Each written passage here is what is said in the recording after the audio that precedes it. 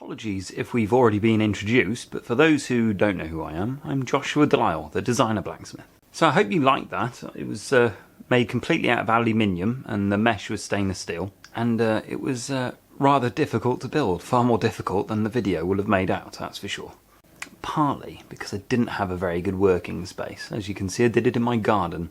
And you will have noticed that it began in the summertime, which was lovely, and it ended in the early cold times of winter.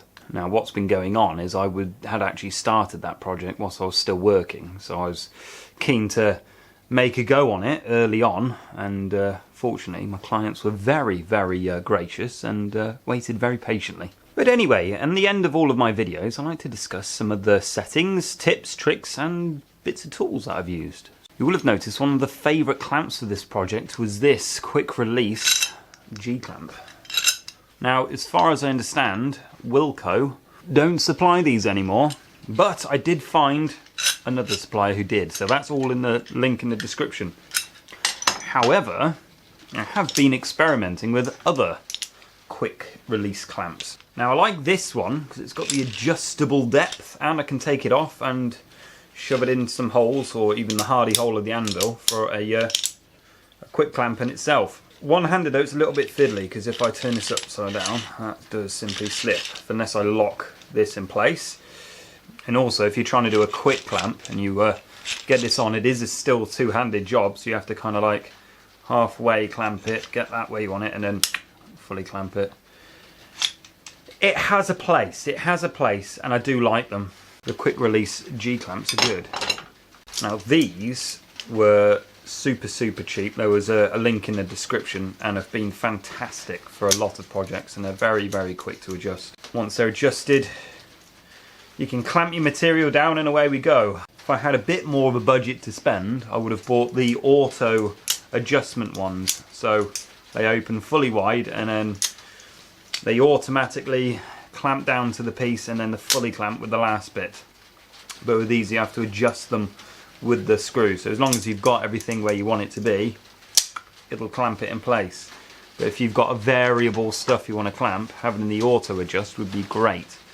I found a link for those, but I haven't got any myself to test out for you. Now settings for the TIG, it was all on foot pedal, so I can't tell you what those settings were. I did put a little bit of downslope on it though, just so if I lifted my foot off straight away it didn't suddenly cut out. It actually gradually transitioned for me, gave me a bit of buffer, which was quite good. Okay, so something to note is that I ball my tungsten, and what a lot of people will mention is that balling is not necessarily needed for modern inverter equipment. For the most part you'd be right. However, the reason why I ball my tungsten is because I like to set my settings to a point where it penetrates really nicely and deeply.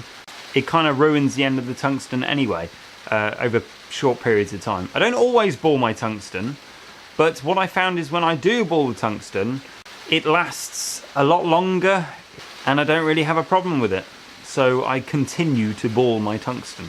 Sometimes balling a tungsten is a bit of an effort, so just a quick sharpen and away you go is normally the case. But when I want something to be comfortable or I've got a long weld to do, I would generally ball the tungsten. Personal preference, no real science to it.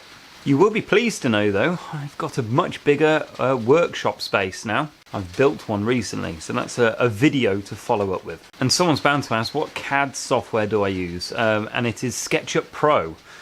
Do I recommend SketchUp Pro? Not really. I mean, I'm using a very old, outdated version, and I probably should upgrade to like Fusion 360 or something like that, but I haven't. When you're used to using something and it works, you don't really want to upgrade because that costs money for no reason, doesn't it? Yeah, it is what it is. But anyway, tell me what you liked and what you didn't like, and if there's anything more that you'd like to know, please do let me know in the comments. I reply to most of them that I can find. YouTube only updates me with the ones from the recent videos, so do be sure to comment in all the recent stuff, if you want me to reply back, that is. Until next time, happy forging, a life worth living, and see you in the next episode. Bye bye.